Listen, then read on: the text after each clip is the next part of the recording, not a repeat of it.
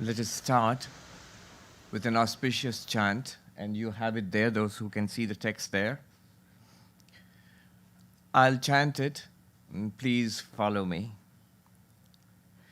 Shri Harim Paramanandam, Shri Harim Paramanandam, Upadeshtaramishwaram, Upadeshtaramishwaram, Vyapakam Sarvalokanam, Vyapakam Sarvalokanam, Karanam tam namamyaham, Karanam tam namamyaham. Tam namamyaham, it means I salute that infinite being. Who is that being? Shri Harim, Hari. It's interesting. Last night we concluded Ajit Kaur in her beautiful concert. She sang about Hari, Govinda Hari, if you remember last night. And so we are beginning this morning with Hari again. The name Hari is one of the names of God. It's one of the names of Krishna right behind me here. It means the one who takes away all the impurities of our heart. It means the one who takes away the ignorance which hides our real self. It means the one who takes away our heart itself, attracts our heart to that highest reality. I salute that Sri Hari. What's the nature of this infinite being? Paramanandam. It means infinite bliss. The nature of this ultimate reality is infinite bliss. Upadeshtaram means the teacher, meaning thereby the real teacher is none other than God.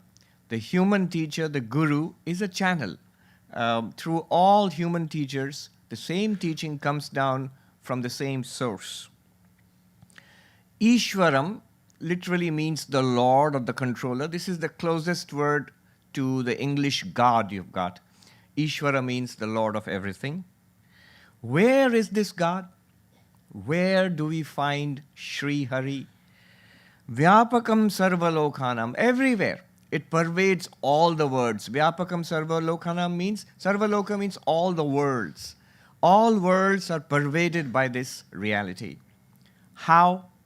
How are they pervaded by this? If all this is pervaded by that reality, where is it? Why can't I see it? Karanam. It is pervaded as the material cause of all existence. Just like all wooden furniture, it's pervaded by wood. All the entire ocean right here, just behind us there, entire ocean, thousands of waves rising and falling, the surf, the bubbles, everything. All of it is pervaded by water, yes. In the same way, like all ornaments are pervaded by, the golden ornaments are pervaded by gold, all clay pottery is pervaded by clay. These are ancient examples you find in the Upanishads. In the same way, this entire existence, all the worlds of this entire existence are pervaded by one existence itself, being, sat, pure existence. All our experience, all the time, right now, is continuously pervaded by one consciousness. And that one infinite existence consciousness is also bliss. In Sanskrit, Sat Chit Ananda, Satchidananda. So this is what we are bowing down to. So this is called an auspicious chant, Mangala Charana in Sanskrit.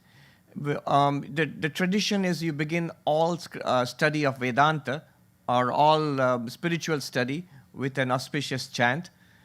One of the purposes is to overcome obstacles to the study.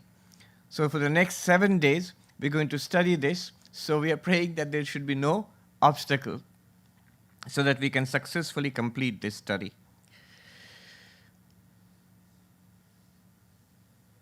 Before we go into the text, I'll make a very important observation. What is this all about? And what's the speciality of this text? You see, spirituality can be thought of in 3 ways. There are 3 approaches to spiritual life. One approach is the approach of faith, belief, which is very beautiful, where we believe that there is an ultimate reality. We call it God or Father in heaven or Allah or Hari or Vishnu or Shiva, whatever. And we believe. We begin with faith. And the approach is through faith and surrender and love. In Sanskrit, this is called the approach of bhakti, devotion. It's a very beautiful approach. And in the great religions of the world, everywhere you will find a bhakti approach. A devotional path is always there.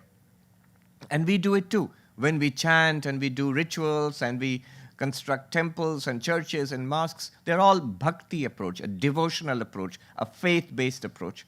But there's a problem with this very beautiful approach. The problem is this. It depends on belief. It can't start unless we already have some faith. And that becomes very difficult in this modern age. There's so many people who want to believe, but they can't.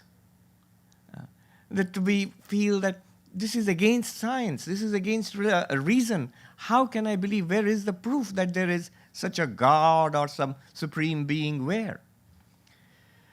So, and the rise of science and the new atheism, if you actually look at the TV or internet, you'll find all these debates. Christopher Hitchens and Richard Dawkins and Sam Harris, they're all attacking religion. They're attacking this path of belief. Fortunately, there is also another path, the path of mystical experience, the path of yoga, the second approach. By the way, this text is not about the first approach, obviously. It's also not about the second approach. But I have to tell you what it is in order to understand the speciality of this text. The second approach is the path of mystical experience. Swami Vivekananda, to whose tradition I belong, who came to the West 125 years ago, when he came to these shores, to Chicago, New York, he said, religion is realization. Religion is experience, not believing something or giving assent to something. The path of Patanjali Yoga, for example, is the path of religious experience, spiritual experience par excellence, where through the cultivation of meditation, yogic meditation, we try to experience the things which we have talked about in our books. Vivekananda famously said, if there is God, I must see God. If I have an immortal soul, I must feel it, not just believe in it. So the Patanjali Yoga says there are these extraordinary states of mind which can be cultivated. There are techniques to cultivate it. And then you will see for yourself that what is claimed in these books is true. So special experience, mystical experience, that is the test. That is one path, the path of experience. And remember, in India, it was not confined to a few mystics. Everyone was supposed to look for the experience of spiritual realization of God or our own ultimate self, Atman. It was a goal of life for everybody. Again, there is a problem with this path, if you're going to find faults at all. So there's a problem. The problem is this. Mystical experience is not easy to come by. It takes a long, dedicated practice to even begin to enter that realm. Not that that realm itself is very difficult or complicated. The complication is entirely our own. So to enter that path, it takes a long practice. And a skeptic, if you ask a neuroscientist or a psychologist, a skeptic who doesn't believe in all this, they will point out that, oh, it's not mystical experience. You just have a lesion in your brain or there's some kind of epilepsy or something that's going on. There'll immediately be that kind of an objection, that it's something peculiar. It has nothing to do with, you're not actually experiencing your immortal self. It's just that you have a stroke on the left side of your brain and then something has happened and you feel like that. There are such objections possible. There are strong ways of refuting those, but again, just let me put it out there. That's one problem. Today's this text which we are starting is not about the path of mystical experience also. Another problem with mystical experience is it comes and goes. If I ask any of us, are we in the state of mystical experience now? Most of us would say, except a few lucky few, would say, no, we are in a very ordinary state. I mean, it's early in the morning, I'm slightly sleepy, that's it. That's the only state I'm experiencing. We're mostly in that state. So mystical experience, however great it is, it comes and goes. It's obviously not permanent because we are trying to get it. If you're trying to get it, obviously you don't have it now.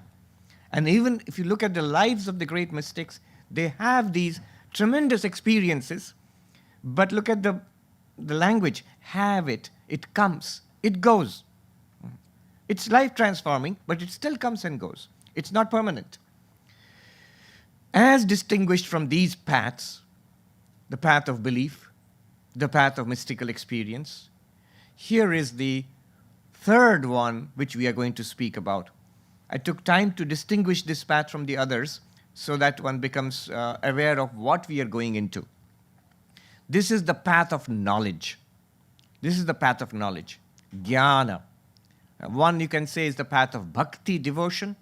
The other one is the path of yoga or meditation. And the third one is the path of jnana, knowledge. Again, they are not exclusive. If the very fact that we are all here, we just did devotional, we did meditation, we did devotional singing, and now we are investigating the path of knowledge. So all of them can go together, and they should go together. What is the path of knowledge? The path of knowledge says that reality which we are searching for is ever present. It's not, the spiritual journey is not a journey in space, it's not a journey in time. What do I mean by journey in space? Where is that ultimate reality? Is God in heaven? Then I have to go to heaven. It's a journey from some place to another place. Not in this place, but there. But if it's everywhere, why do you have to go anywhere? It must be here, right here. So it's not a journey in space. Look at what we just chanted. Vyapakam sarva lokanam, pervades all the worlds. So which world do you have to go to find that ultimate reality? Right here, it should be right here. It's not necessary to take a journey in space. You don't have to immediately, spiritual journey often, people whip out their passports and backpack and off to India. Which is good, you should go to India, but it's not necessary. What we are searching for is right here. Is it a journey in time? That it's not now, but it's then, after death. Look at the word after. It's a time word, after. Not now, later. After death. After the millennium comes. Even after samadhi. After some kind of experience, then we will have that ultimate reality. Then we will know God or know our own real self, the Atman. No, it's not only everywhere, but it's all the time. If it is all the time, eternal, then it must be now also. See, this is a simple point, but very important. What we are looking for is not only here, but it's now, right now. All the time present. It's not a journey in time. Is it a journey to some specific object? I am a simple human being, and there is something really super called God or Brahman or Atman, and I must get it. A separate object, something different from me. The path of knowledge says, no. What we are looking for is our own real self. Ourselves, not something other. So the spiritual journey is not a journey from one object to another object, from one thing to another. It's not a journey in space. It's not a journey in time. It's right here, right now, and ourself. Literally, self with a capital S. So the ancient saying, know thyself, is a central teaching of the path of knowledge. Now all this sounds great, but one may as well ask a question. Just a minute. If it's right here, right now, and it is I myself, why don't I know it? Why don't I feel it? Why don't I see it? You see, the teacher who says God is in heaven is safe. If you ask, why can't I see God? Oh, because God is in heaven. If the teacher who says it's after death, You do these things, believe these things, and after death you get salvation, freedom, whatever. So why don't I feel it now? Because it's not now, it's then, after death. I'm safe. Yeah. If it's some other entity, God, why don't I see it? Because it's invisible. It's not you. It's something else and it's invisible. You can't see it. Then I'm safe. But if I say it's here and now and it is you yourself, you can legitimately ask, why don't I know it? Why don't I feel it? And so the answer given in this path is that the thinnest of veils of ignorance, not knowing, that's all that hides that ultimate reality from us. And that being hidden, that is the source of all our problems. You see, what is this all about? What good does all this do? Enlightenment, God realization. The goal is happiness overcoming suffering. That's the goal of all humanity all the time. In fact, all living creatures, all that we are trying to do is to overcome suffering and get lasting, permanent happiness, bliss, satisfaction, fulfillment. Those people down the beach in a nice hotel, they're also trying to get happiness. And here we are also trying to get happiness in different ways. In wise ways and otherwise ways. But we are all trying to get happiness. It's the same project we all have. Every living creature has that project. And the purpose of this is that what we are seeking for is already there, is already ours. We just don't know where to look for it. We just don't know where to find it, how to find it. And the path of knowledge says it just has to be pointed out. It just has to be shown and we get it. We are like that person who is a billionaire. A rich uncle or somebody left $1 billion to the person. And if you ask that person, if you're so rich, why are you on welfare? Because I don't know where the money is. Which bank has the money? Where is the passbook and all that? I don't know. So literally, I am a billionaire, but practically, I'm on welfare. I'm suffering. And our condition is like that. We are spiritual billionaires, but we are suffering on spiritual welfare, going around the world looking for a handout. Give me a little happiness, give me a little praise, give me a little comfort, little company, looking for little handouts from the world for happiness, and this is our condition. The path of knowledge says one can directly access that spiritual treasure which is ours right here, right now. You might say, is it all that simple? Then wouldn't you see lots of more enlightened people around? You're right. There is a catch. There is what one might call the fine print. And we'll take a quick look at that fine print before we go into the text. The fine print is called the fourfold qualification. Let's go into the text, the PDF of the text. We'll go to the verse number 3, if you could, yeah.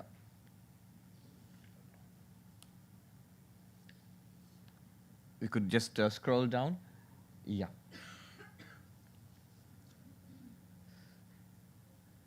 By the way, the Sanskrit is not essential. The entire thing is in English, and if you just listen to the English, that's more than enough. But I've been told that most people, they like to hear the Sanskrit words, and it's very nice to listen to it. So here is verse number 3. Yes, that's right. Let's just scroll down to the next page. And it says, in verse number 3, just look at the first phrase. It says, 4 preliminary qualifications.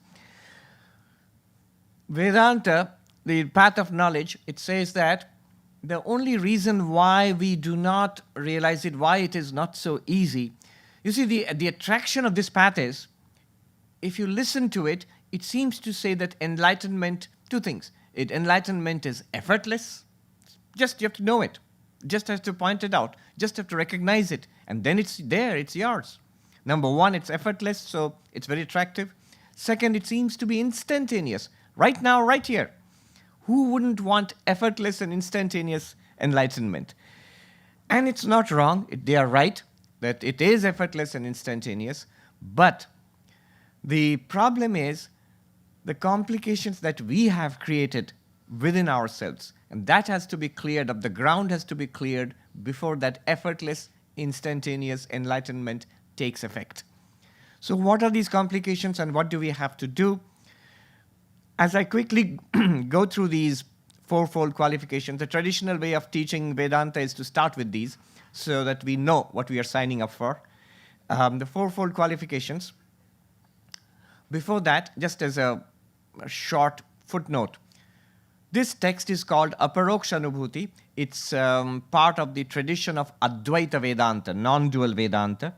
And non-dual Vedanta, Advaita Vedanta is a very ancient tradition. Shankaracharya, whose picture you see there, in between Vishnudevanandaji and Shivanandaji, the Shankaracharya. He is the one who set it on a firm foundation, but he's not the source of the Advaita Vedanta tradition. The Advaita Vedanta tradition goes far, far back to the Upanishads, which are maybe 3,000, 4,000, 5,000 years old. And there's a long textual tradition there. But Shankaracharya is very important. He wrote commentaries on the Upanishads, on the Bhagavad Gita, on the Brahma Sutras, but also books like this, the Aparoksha Anubhuti, which are called introductory texts. It's introductory, but not very small. There are 144 verses, and we will not have time to do all of them. I'll give you the essence of it over the next 7 sessions. Those of you who want the entire detailed teaching, I did it. It's on the internet. It's available in 44 classes. So I'll have to condense 44 classes worth of material into 7 classes here. So that's all available on YouTube. You can follow it later on if you like it. So Aparoksha Anubhuti is an introductory text. One word about the name Aparoksha Anubhuti itself. Aparoksha Anubhuti is, if I translate it, a simple translation would be direct realization, direct knowledge, or direct experience. What does this mean? What other kind of experience is there? Well, there are different kinds of knowledge. One is, right now you are seeing all this, you are hearing all this, we see, we hear, we smell, we taste, we touch. This is what is called perceptual knowledge with our sense organs. In Sanskrit, pratyaksha, the word aksha. Do you notice aparoksha, aksha? The aksha word literally means eyes, which stand for all the sense organs. So the aksha word means the sense organs in general. So knowledge given to us by the sense organs is called pratyaksha. Literally it means in front of, presented to the sense organs. What we see, hear, smell, taste, touch. But there is another kind of knowledge. The other kind of knowledge is called paroksha, beyond the range of our sense organs. So there are a lot of things that we know, which we read about, which we hear about. Our teachers tell us, our parents tell us, we read in the encyclopedia or on the internet and so on and so forth, but we have not seen it yet. We have not heard it yet. So you read about the Sivananda Ashram on the beautiful brochure on the website. So that is paroksha. We have read about it, but when we come here and we see it, it is pratyaksha. The difference is clear. It's a simple difference. The paroksha, the knowledge beyond the sense organs, is a vast domain. So a good deal of our religious knowledge. How do you know? I read it in the Bible or the Vedas or the Quran. I believe it. So that is a kind of secondary knowledge, which is not directly presented to our sense organs. Heaven exists. How do you know? Oh, the holy book tells me. My holy book tells me. Have you seen it? No, not really. So it's not pratyaksha, but it's paroksha. A lot of scientific knowledge. We have instruments which gather data, and on the basis of that, we make inferences. So inferential knowledge is paroksha, that which is beyond the range of our sense organs. So there are these two kinds of knowledge, broadly speaking, which we deal with. This is neither of them. Aparoksha means not that you see with the sense organs, not something that you read about or hear about, rather something that is immediate, direct, present all the time. It is right here and it is within our experience. In fact, it's like that consciousness which directly lights up all our experience. And one of the Upanishads puts it so beautifully, and we chant it here also. Tameva bhantam anubhati sarvam. That shining, everything else shines. By its light, everything is lit up. Tasya bhasa sarvamidam vibhati. So this direct consciousness which we are using all the time for our pratyaksha knowledge, for our paroksha knowledge, that consciousness, our real nature, is called aparoksha, direct or immediate. It's there right now, but we don't see it. We don't realize it. You might say, how come it's there and I don't see it? What do you mean? How come it's within our experience and how is it that I don't know it? It's possible. So you read, Sarvapriyananda is coming to give a satsang. And yesterday you saw, many of you saw me. But when I was introduced here in the evening, you said, this is Sarvapriyananda. Then you say, oh, this is the one who's going to give the retreat. Now, did you see something new? No, you are seeing the same person you had been seeing since the afternoon. But now you know, oh, this is Sarvapriyananda. In the same way, this direct experience which Vedanta is promising us is already there when we become enlightened, when we realize our real nature. At that time, it will not be like, oh, now it has been revealed unto me, or now I get it, it was not there earlier. What will happen is, oh, it was always there. I never saw it.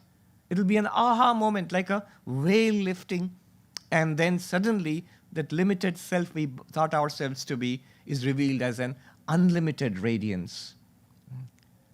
The world, Vedanta will teach us that we are not bodies with a little bit of consciousness, but we are that infinite consciousness in which body, mind, and the entire world, it appears and it shines.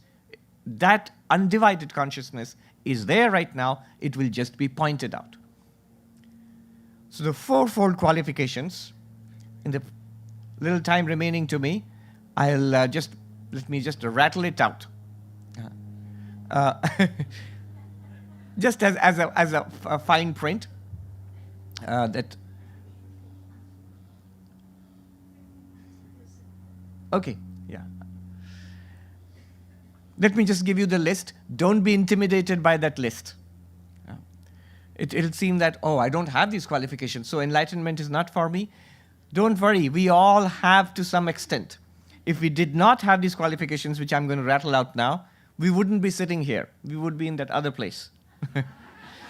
So to some extent, we all have it. We just have to polish it up a little bit. The fourfold qualifications are, the Sanskrit, viveka, a discrimination and analysis between the eternal and the non-eternal, that there is this spiritual reality. It's not that we already know it, but we feel that such a thing may be there. And everything else is secondary. All the other pursuits of life, they take second place to this finding out. Call it God, our own self, Atman, Brahman, Moksha, Nirvana, whatever you call it. That is primary and eternal reality, this difference. This clarity must be there. Anybody who defines himself or herself as a spiritual seeker, as most of us here do, we already have that. Otherwise, we would not be seeking. That's one. In Sanskrit, it's called viveka. Literally, it means to separate two things. Second, vairagya. Literally, it means dispassion.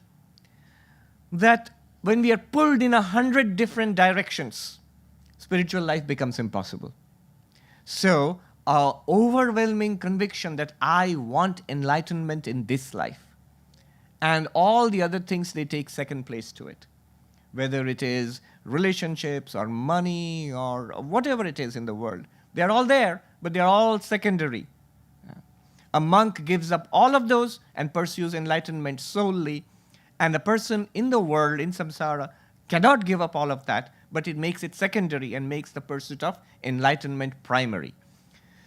Third, the sixfold treasure, Shat Sampatti. So there's a trick here. They are packed six into one.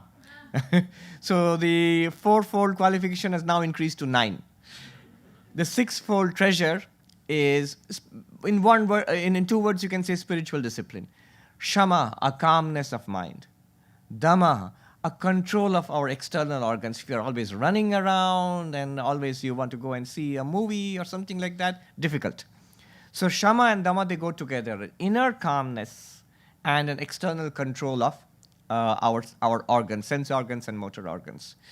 Then Uparati, a withdrawing inwards, a not seeking satisfaction outside. You're still permitted to have the nice food which is awaiting us at 10 o'clock, but that's all right. But that the world outside is not the source of my satisfaction. That is called Uparati. And then the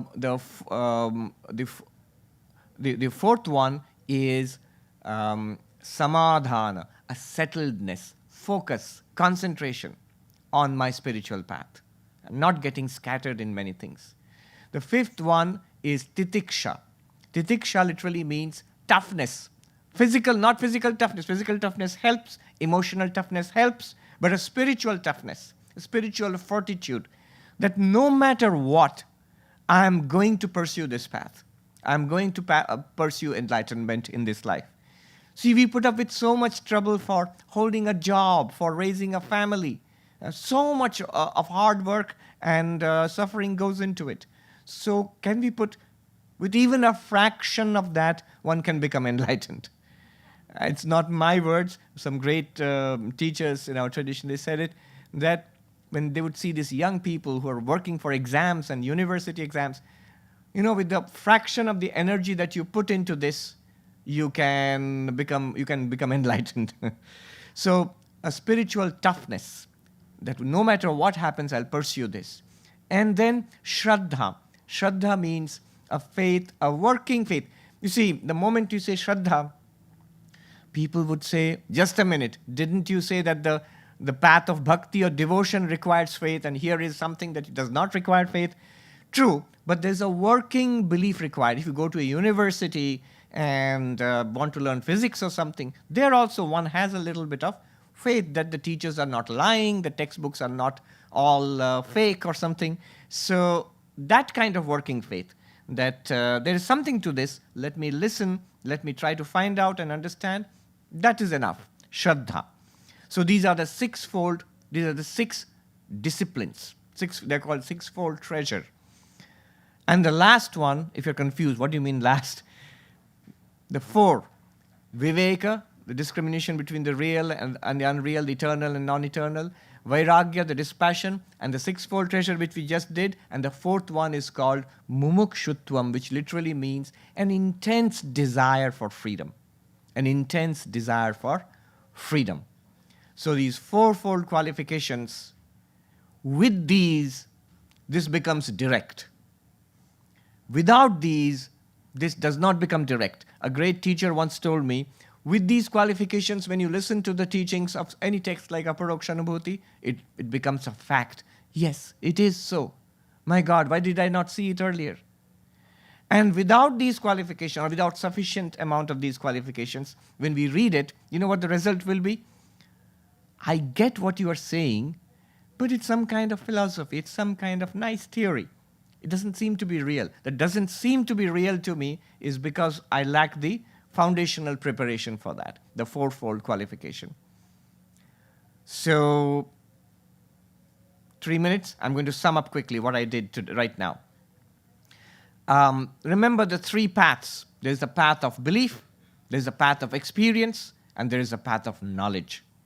The path of knowledge says that what we are looking for is right here, right now. It needs to be pointed out. Our attention needs to be directed to it.